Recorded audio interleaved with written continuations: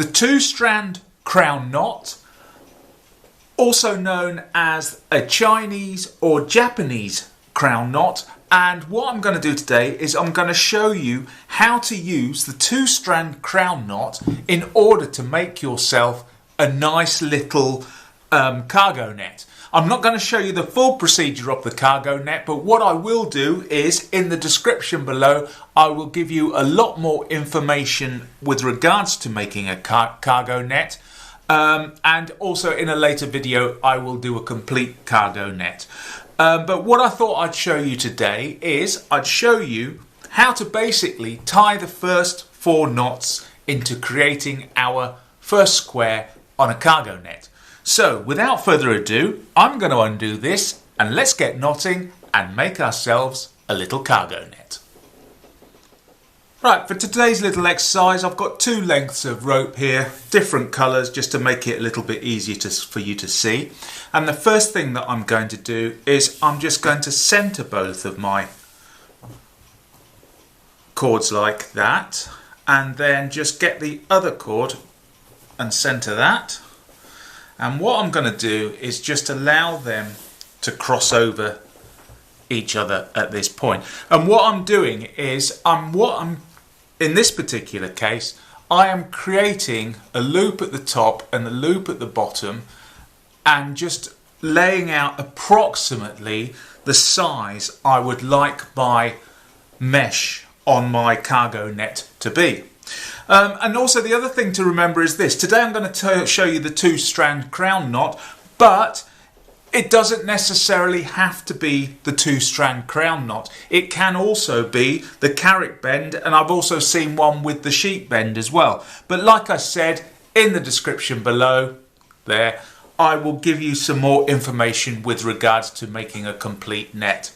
Right, so now that I've laid out my cords, what I'm going to do is, just to make it a little bit easier for you to see, is I'm just going to take it out the way there. So all we're looking at now is this crossing section here. And now that I've got this crossing section here, the next thing I'm going to do is tie in our two-strand crown knot. And to do that, I'm going to take the working end, the right hand end of my red one, and just pass it underneath the yellow one until we form a loop approximately that size.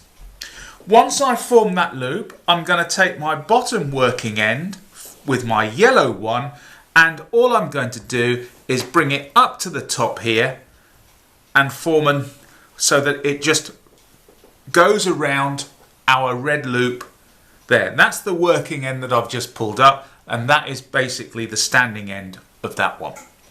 Now that I've done that, I then take my red working end and pass it back over like that. So it's going back over, and then now what we've got to do is lock this all in place. And so here we go. I take the working end of my yellow one and I pass it down through that red loop there. And don't worry if you didn't get it the first time. We're going to do this a couple of more times. In fact, I'll do it 4 times because I just want you to show you the first mesh coming into play. And so now that we've done that, we pull up on all our leads until we get our first knot appearing there. And you can see now here we've got ourselves, I quite like this knot for a cargo net because it's a nice square structure and your leads come out at 90 degrees to each other from this knot. Now I haven't pulled this one up too tight, but when you're making it, pull it up nice and tight so it's nice and firm, and then we can get on and tie our next knot. And so what I do now is I'm going to move that to the left a little bit, and the next thing I'm going to do is this end here, the yellow end, I'm just going to form a loop at the top and pass it over there. So we want to approximate how big a loop we want at the top, and it's just running parallel with this one here. Now the next thing that I do is I take hold of my, we haven't done our red one yet, so we take our red one and pass it underneath there. And now that I've done that, so there's my red one, there's my yellow one, and then the next thing that I want to do is I want to just measure it up and look what size square you're wanting to create in front of you. And let's just center that a bit. So we're basically looking for, I'm looking for a palm-sized hole at that point there. And so the next thing I do is I get the working end of my red one and I pass it underneath the yellow one and just form a small loop at that point there. So I've formed a small loop there. I now take the working end of my yellow one, which is going down towards me, and I just bring it up and form another loop at that point. So there we go. We've now got that loop and that loop. I then take my red one and pass it over everything and take it to the right hand side, and then finally I get my yellow one, which the working end is now at the top. I bring that down and pass it down through that hole created there, and you'll see now we now have a nice square structure starting to appear there. And what I'm going to do now is just gently tighten up on it, and then we end up with the size mesh that we want. So I'm looking for, let's see, I'm looking for that size in between there. So eventually I'm going to need to put one of that size at that point there. And so you can see now here that we have created our second knot, and we're going to make our next knot in this area here at the top right hand side. So take the bottom one out the way,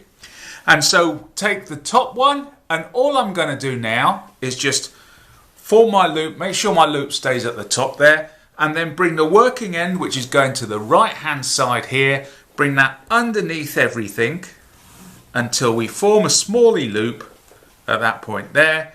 And I want to bring it up a little bit more because I'm looking for approximately a hand size hole so that it's nice and even. And there we go. I've now got it coming back on itself at that point. Next thing I want to do is take the working end of my yellow one, which is down the bottom there, and I'm going to bring it up and form a loop underneath that point there, and just take it up out the way. And now we go back onto the red one here. So take the red one, which is on the left hand side, take that working end, pass it over, I nearly passed it down then, pass it over everything, and then finally I get the working end from my yellow one and I bring it down through that loop I've created there. And then what I'm going to do now is just gently pull up on them, and we can adjust them accordingly. And what I'm looking for is approximately the same size gap in the middle. And there we go. And then as I pull that tight, that's and that. And so there you go. I can perhaps take that just a little bit more, pull it through, just gently tease it through. You can see where the cords are going, and then pull them up nice and tight. And you can see now here, we've now created our third knot in our cargo net. And so the next one is, we take our red one here, and the red one passes underneath the yellow one. So it passes underneath the yellow one, and let's just bring that into view a bit. And then all I do is once again bring it back and form a bite at this end here. And now that I've done that, I then take the working end of my yellow one and I bring it up around and up in that direction there. And then and then the working end of the red one passes over everything to the right hand side. There we go. And then the final step is I take the working end of my yellow one, which is this cord here, and it goes down through that loop there that I've created with the red one. And there you go. Once again, I now pull up tight, and the thing is, you want to get this as even as possible because you want yourself a nice square hole. It's a little bit fiddly to make, and you can see here now, in this one here, the bottom is a little bit longer. If I put my hand in there and there, you can see I need to take a little bit through. So just gently pull up on the right hand side there to make it a bit smaller. Take the cordage through and then pull it through a bit more. And that still needs a bit of fettling up. So a little bit more. Take it through. Just feed it through gently. And there we go. We now have ourselves a fairly decent, nice little first section of our cargo net. And that's all we do. We work our way along with our cordage, making more and more squares through the top, through the bottom. So in other words, we would add more cordage here. But I have just recently found a method where it shows you how to bring the cordage back on itself. So in other words, this cordage, this working end here for this yellow one, so take that out, can then eventually run back up in that direction there, and we just create the knots as we're going along on that piece of cordage there. Okay, so basically that is it.